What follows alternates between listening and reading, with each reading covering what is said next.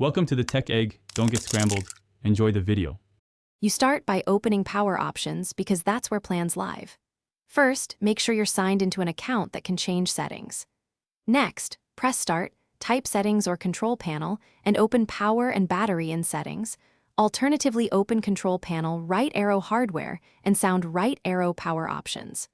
Once done, click Related Settings and choose Additional Power Settings to reveal existing plans. This gets you to the panel where you can pick or create a plan quickly. Now you'll pick or create the plan that matches your needs.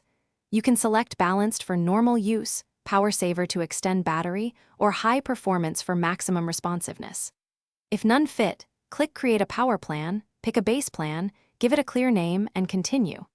Make sure to set Display Off and Sleep timers to your preferred values, then change Advanced Power Settings to tweak CPU cooling, processor power management, and USB selective, suspend for finer control.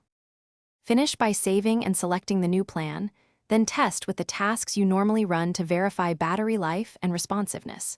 If behavior is off, switch back to a known plan and tweak advanced settings like minimum processor state or hybrid sleep until it's right.